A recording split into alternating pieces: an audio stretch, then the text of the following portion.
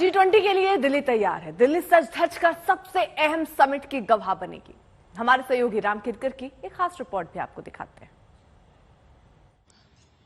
मौसीकी यानी संगीत। पूरे विश्व में कहीं भी अगर संगीत की धुन बजती है तो उसमें हर कोई मदमस्त हो जाता है, नाच उठता है।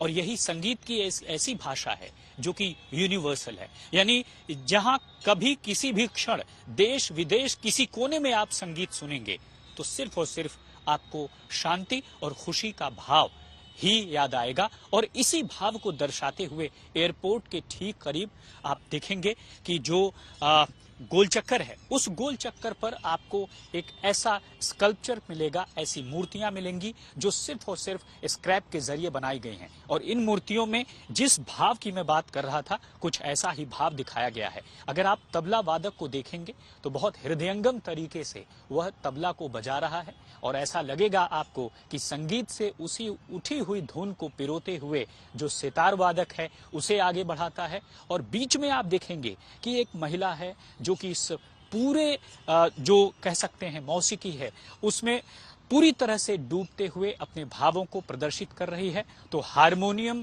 के चाबियों पर जिस तरह से उंगलियां चल रही हैं इस महिला की, वो साफ दिखाता है कि जो संगीत की भाषा होती है वास्तव में वह अलग और यूनिक होती है। दूसरी तरफ अगर आप देखेंगे तो जो बांसुरी वादक है, आंखें मूंदे हुए वह पूरी रचना को अपने बांसुरी के जरिए, संगीत के जरिए ऐसा कर रहा है कि इस भाव को एक बार अगर आप इन मूर्तियों को देखेंगे तो आपको साफ तौर पर दिखाई देगा।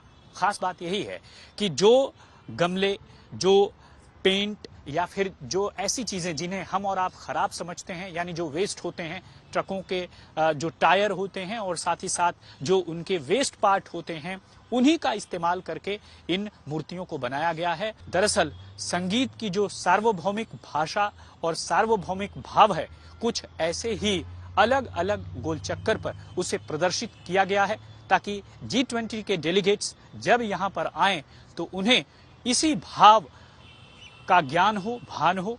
शैलेंद्र के साथ राम किंकर सिंह, आज तक।